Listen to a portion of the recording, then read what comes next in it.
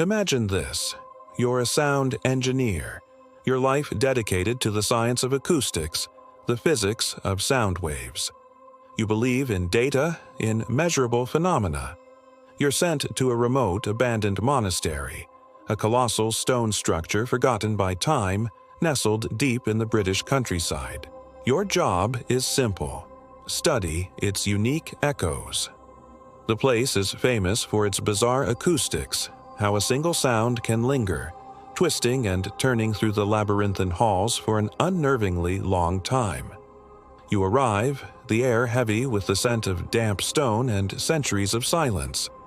You set up your high-tech equipment, sensitive microphones, spectrum analyzers, the works. It's just you, the building, and the wind sighing through broken stained glass windows. You run your first test, a simple, clean audio sweep, a controlled burst of white noise.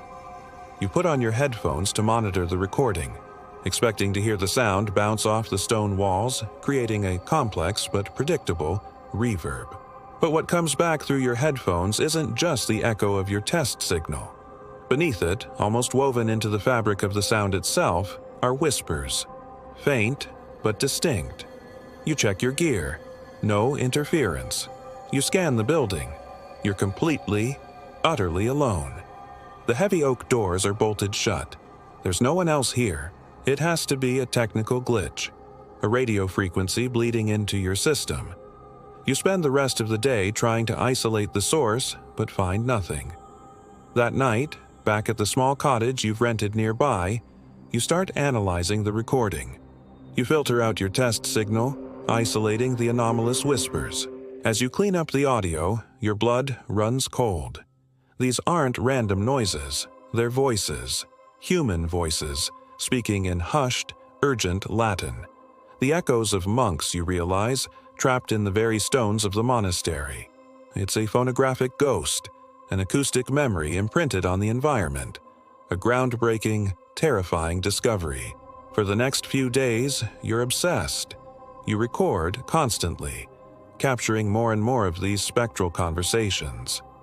You learn they are confessions, the final desperate words of monks who lived and died here centuries ago. Their secrets, their sins, their fears, all echoing through time. It's the discovery of a lifetime. You feel like a historian, an archaeologist of sound, listening to the past come alive. You're not scared anymore, you're fascinated. But then, one evening, something changes. You're listening to a fresh recording, a long, rambling confession from a monk named Brother Thomas. He's talking about a secret he kept, a betrayal. The recording is clear, the voice ancient and filled with sorrow.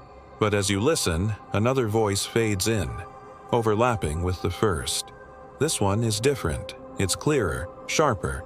It feels closer. The new voice isn't speaking Latin. It's speaking English, and it's not confessing. It's commenting. It says, "He was weak. He deserved his fate." You freeze, your heart hammering against your ribs. This isn't a memory. This isn't an echo of the past. This feels live. It feels present. You frantically scan through your other recent recordings. It's there, in all of them. A new layer of voices, weaving through the old. They're no longer just confessing. They're arguing. They're plotting. They're aware. They're aware of the old echoes, and they're aware of something else. They're aware of you. You're packing your equipment, telling yourself this has gone too far. This isn't science anymore. It's something else entirely. As you're unplugging the main microphone from your console, a single, clear whisper comes through your headphones, even though the recording has stopped. It's a voice you haven't heard before, cold and possessive, and it says your name. Laura. You rip the headphones off. The silence of the monastery presses in, heavier than ever before. But you know you're not alone. The echoes are no longer just memories of the dead. They are the dead, and they know you're listening. You came here to study the building's echoes, but you've discovered the building is listening back. The confessions are over. The conversation has begun, and you are now a part of it. What do you do when the ghosts of the past stop talking to God and start talking to you? Thank you so much for joining me on this chilling journey. If you enjoyed this story, don't forget to hit that like button and subscribe for more deep dives into the unknown. Let me know in the comments what you would do in Laura's situation. Stay curious, and I'll see you in the next video.